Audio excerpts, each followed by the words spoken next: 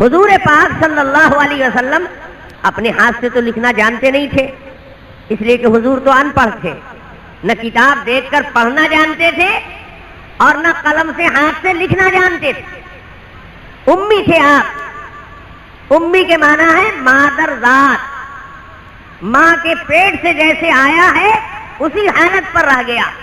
تو ماں کے پیٹ سے تو کوئی پڑھ لکھ کر آتا نہیں ہے، سارے لوگ ماں کے پیٹ سے ان پڑھ آتے ہیں، اور اسی ان پڑھ حالت میں اگر عمر بھر رہ گئے تو اس کو امی کہا جاتا ہے۔ ہمارے آقا سرور کائنات جناب محمد الرسول اللہ صلی اللہ علیہ وسلم امی تھے، یعنی حروف دیکھ کر پڑھنا نہیں جانتے تھے اور قلم سے لکھنا نہیں جانتے تھے۔ اللہ تعالیٰ ارشاد فرماتے ہیں ما کنت تتلو من قبلہ من کتاب ولا تخطہ بیمینک اذا لارتاب المبطلون۔ اے میرے پیغمبر، آپ کسی کتاب کو پڑھنا نہیں جانتے تھے اور آپ اپنے داہنے ہاتھ سے لکھنا نہیں جانتے تھے۔ اگر آپ پڑھنا لکھنا جانتے تو یہ باطل پرست لوگ آپ کی نبوت میں شبہ پیدا کر دیتے، شبہ کرتے، شک نکال دیتے کہ یہ تو پڑھے لکھے آدمی تھے، پہلے ہی سے لکھنا پڑھنا جانتے تھے، تو ہو سکتا ہے کہ کوئی نایاب کتاب کہیں سے ان کے ہاتھ لگ گئی ہو اور اسی کو پڑھ پڑھ کر دیکھ دیکھ کر اسی سے علم کی بات کر رہے ہیں۔ ان پر وحی نہیں آتی ہے، فرشتہ نہیں آتا ہے، یہ کتاب سے بول رہے ہیں، کسی پرانی کتاب سے، کسی نایاب کتاب سے جو کوئی دوسرے کے ہاتھ نہیں لگی ہے، ان کو کہیں سے ہاتھ لگ گئی ہے، تو یہ پیغمبر نہیں ہے بلکہ کتاب سے دیکھ کر بول رہے ہیں، یہ شبہ کر دیتے۔ تو میں نے آپ کو پڑھنے لکھنے کا علم ہی نہیں دیا کہ یہ کوئی شبہ کر سکے۔ جب ایک ان پڑھ آدمی علم کی بات کر رہا ہے اور وہ بھی اتنے اونچے علم کی بات کہ سارے پڑھے لکھے لوگ دنگ ہیں اس کے سامنے، تو اب اس کے پاس علم آ کہاں سے رہا ہے؟ ضرور فرشتے کے ذریعے اللہ انہیں علم دے رہا ہے۔ تو ان پڑھ ہونا رسول پاک صلی اللہ علیہ وسلم کی نبوت کی دلیل بنایا گیا، اور اللہ تعالیٰ نے ان پڑھ اس لیے بھی رکھا کہ اگر پیغمبر لکھنا پڑھنا سیکھے گا تو دنیا میں اس کا استاد کوئی ہوگا نہیں ہوگا، کسی سے جا کر پڑھے گا، کسی سے جا کر لکھنا سیکھے گا، تو جو نبی کو پڑھائے گا وہ نبی کا استاد کہلائے گا، جو نبی کو سکھائے گا وہ پیغمبر کا استاد کہلائے گا، اور استاد کا درجہ شاگرد سے بڑا ہوتا ہے، استاد کا احترام شاگرد کے اوپر فرض ہوتا ہے، اور اللہ پاک کو یہ گوارا پسند نہیں ہے کہ میرے محبوب کسی کا احترام کرے، ساری کائنات ان کا احترام کرے گی، ان سے بڑا کوئی نہیں ہے، یہ کسی کا ادب نہیں کریں گے، سب کو ان کا ادب کرنا، یہ کسی سے نہیں سیکھیں گے، یہ سب کو سکھانے والے بنائے گئے ہیں۔ اس لیے اللہ تعالیٰ نے آپ کو پڑھنا لکھنا نہیں سکھایا، موقع ہی نہیں دیا اس کا۔ یتیم پیدا کیا اللہ نے، جب آپ ماں کے شکم سے باہر آئے تو باپ نہیں تھے، دادا نے لیا، تھوڑے دن کے بعد دادا کا بھی انتقال ہو گیا، ماں کا بھی انتقال ہو گیا، چچا نے لیا، کچھ روز کے بعد چچا کو بھی اللہ پاک نے اٹھا لیا، کیونکہ اللہ تعالیٰ چاہتے نہیں ہیں کہ میرے نبی کی نگرانی کوئی دوسرا کرے، ان کو تو اپنی خاص نگرانی میں رکھنا ہے، اس لیے جو ان کا نگراں بن کر آئے گا اس کا پتہ کاٹ دیں گے، اس کا راستہ کلیئر کر دیا۔ تو اللہ تبارک و تعالیٰ نے سرور کائنات آقائد عالم جناب محمد الرسول اللہ صلی اللہ علیہ وسلم کو امی رکھا۔ قرآن نے فخر کے ساتھ حضور کا لقب امی ذکر کیا ہے، النبی الامی، یہ ایسے پیغمبر ہیں کہ جو امی ہیں، ان پڑھ ہیں، جاہل نہیں ہے، جاہل ہونا اور بات ہے اور ان پڑھ ہونا اور بات ہے۔ حرف سے پہچان کر، حروف دیکھ کر، کتاب دیکھ کر پڑھنا نہیں جانتے، لیکن علم اللہ نے دیا ہے، وحی کے ذریعے اللہ نے جانکاری دے دی ہے۔ ان پڑھ ہونا دوسری چیز ہے اور بے علم ہونا دوسری چیز ہے۔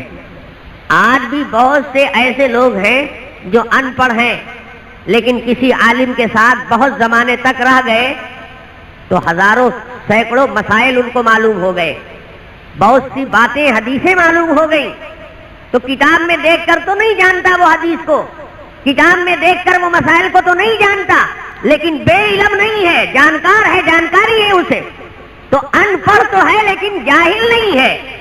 اللہ کے حبیب آقا دو عالم سرور کائنات صلی اللہ علیہ وسلم ان پڑھ تھے، جاہل نہیں تھے، بے علم نہیں تھے. علم تو اللہ پاک نے سب سے زیادہ آپ کو عطا فرمایا، کوئی آپ کے ٹکر کا علم میں ہے ہی نہیں. اللہ کے بعد سب سے زیادہ علم والے نبی اکرم سرور کائنات صلی اللہ علیہ وسلم ہیں. ہاں ان پڑھ تھے، لکھنا پڑھنا نہیں جانتے تھے، تو دوسرے کو جب خط لکھنا ہوتا، کسی کے پاس کوئی پیغام بھیجنا ہوتا، تو حضور پاک صلی اللہ علیہ وسلم جو صحابی لکھے پڑھے تھے ان سے آپ لکھواتے تھے. حضور بولتے جاتے تھے اور وہ صحابی لکھتا جاتا تھا. جب خط پورا ہو جاتا تو خط تو حضور کی طرف سے جا رہا ہے، تو دستخط تو رسول پاک صلی اللہ علیہ وسلم کا ہونا چاہیے اس پر. وہ صحابی دستخط تو کرے گا نہیں تو مضمون خط اسی کی طرف سے ہو جائے گا. اب خط اس کی طرف سے ہے نہیں، خط تو رسول پاک صلی اللہ علیہ وسلم کی طرف سے. تو اس مشکل کو آسان کرنے کے لیے رسول پاک صلی اللہ علیہ وسلم کو صحابہ نے مشورہ دیا کہ آپ ایک انگوٹھی بنا لیجئے اور اس انگوٹھی پر اپنا نام کندہ کروا لیجئے اور اس کے ذریعے سے خط پر مہر لگا دیجئے. اب مہر لگانے کے بعد آپ کا نام، آپ کا دستخط، سگنیچر اس پر آ جائے گا، تو یہ خط آپ کی طرف سے بن جائے گا. اور مہر لگانے کے بعد خط کی پوزیشن گارنٹیڈ ہو جاتی ہے، یقینی ہو جاتی ہے، اور بڑے بڑے بادشاہ لوگ بھی اس کا اعتبار کرتے ہیں، وزن محسوس کرتے ہیں. اس لیے آپ جب بادشاہوں کے نام خط لکھنے جا رہے ہیں تو عرب کے باہر میں، عجم میں جو بادشاہ لوگ ہیں بغیر مہر والے خط کو اہمیت نہیں دیتے. تو رسول پاک صلی اللہ علیہ وسلم نے انگوٹھی بنوائی اور اس پر مہر کے لیے نام لکھوایا. حضور پاک صلی اللہ علیہ وسلم کا نام رسالت کے اعلان کے ساتھ تھا، اس لیے کہ جہاں بھی آپ دین کی دعوت پیش کرتے تھے تو سب سے نمبر 1 پر اپنا پیغمبر ہونا بتاتے کہ تم مجھ کو اللہ کا رسول مانو. تو اس انگوٹھی کے نگ پر محمد الرسول اللہ لکھا ہوا، لیکن واقعی پیغمبر کی ذات کتنی ذہین ہوتی ہے اور نبی توحید کی حفاظت کس طرح کرتا ہے. حضور کی انگوٹھی پر جو یہ نگ تھا اور جس میں محمد الرسول اللہ کا لفظ لکھا ہوا تھا، تو ترتیب کیا تھی؟ سطر میں ایسے لکھا ہوا تھا. اگر ایسے سطر میں لکھا جائے گا داہنی طرف سے تو پہلے محمد، بیچ میں رسول اور تب اللہ نہ آئے گا محمد الرسول اللہ. تو سب سے پہلے کون لفظ آئے گا لکھنے میں؟ محمد. اور سب کے بعد کون لفظ آئے گا؟ اللہ. تو سیدھی سطر میں اگر لکھتے تو اپنا نام اوپر آ جاتا، پہلے آ جاتا. داہنی طرف سے اگر لکھا جاتا سطر میں سیدھی تو حضور کا نام پہلے آتا، اللہ کا نام بعد میں آتا. اور اگر اوپر نیچے کر کے سطر لکھتے تو محمد کا لفظ سب سے اوپر ہوتا اور اللہ کا نام سب سے نیچے ہو جاتا. اور یہ بات اسلام کے نظریے کے خلاف تھی. حضور تو ساری بڑائی اللہ کی بتانے کے واسطے آئے تھے، سب سے اونچا اللہ کو بتانے کے لیے آئے تھے. تو نبی کریم صلی اللہ علیہ وسلم نے پسند نہیں فرمایا اس کو. سب سے پہلے اوپر لفظ اللہ، بیچ میں اس کے بعد رسول اور سب سے نیچے لفظ محمد. تو محمد کا لفظ سب سے نیچے اور رسول بیچ میں اور اللہ سب سے اوپر. نیچے سے اوپر پڑھا جاتا تھا مہر لگانے کے بعد اس کو. اس سے سمجھ میں آیا کہ پیغمبر اللہ تعالیٰ کی توحید کو برقرار رکھنے کے لیے اپنی طرف سے اتنی تواضع، اتنے انکسار کا اظہار کرتا ہے کہ صرف ترتیب میں بھی اس کی رعایت رکھی ہے. حالانکہ اگر تحریر میں لفظ اللہ بعد ہی میں آ جاتا، لیکن عقیدے میں تو سب سے پہلے تھا، ایمان میں تو سب سے پہلے تھا، تو کوئی فرق نہیں پڑتا. لیکن ظاہری طور پر بھی اس کی عظمت کو برقرار رکھنے کے لیے اور اللہ کی بڑائی کو اور اپنے آپ کو اس کے مخلوق ہونے کے اعلان کو، نبی ہونے کے اعلان کو، رسول ہونے کے اعلان کو اللہ کے حبیب سرور کائنات صلی اللہ علیہ وسلم نے اس کی بھی رعایت رکھی. اور اس لیے ہر جگہ پر حضور پاک صلی اللہ علیہ وسلم نے اپنی شان پر اور اپنے کمال کو پہلے رکھا ہے ہر جگہ. اشہد ان محمدن عبدہ ورسولہ، یہ نہیں رسولہ عبدہ نہیں، کیونکہ رسول میں حضور کے مرتبے کا اعلان ہے، آپ کی شان ظاہر ہوتی ہے، اور عبد میں آپ کی تواضع اور خاکساری ظاہر ہوتی ہے. تو رسول پاک صلی اللہ علیہ وسلم نے عبد کے لفظ کو پہلے رکھا اور رسول کے لفظ کو بعد میں رکھا. یہی انبیاء کا مزاج ہے، اس سے ان کی حیثیت گھٹ نہیں جاتی. عبد پہلے کر دینے سے کیا ان کی رسالت میں کوئی کمی آ گئی؟ پوزیشن ڈاؤن ہو گئی؟ معاذ اللہ کوئی کمی نہیں آئی. لیکن نبی کریم صلی اللہ علیہ وسلم کی تعلیم یہ ہے کہ اللہ کے سامنے بندہ اپنے کو کم دکھائے، کم سے کم لگائے، اپنی کوئی حیثیت نہ جتائے. اگر وہ پوزیشن والا بھی ہے تو اس کے سامنے بلا پوزیشن آئے، کیونکہ وہی داتا ہے. یہ پوزیشن ملی کہاں سے؟ اسی نے تو یہ پوزیشن دی ہے. تو اسی کے سامنے آؤ گے ایٹتے ہوئے، اکڑتے ہوئے کہ آپ اگر خدا ہیں اور آپ بڑی شان والے ہیں تو ہم بھی چھوٹی شان رکھتے ہیں.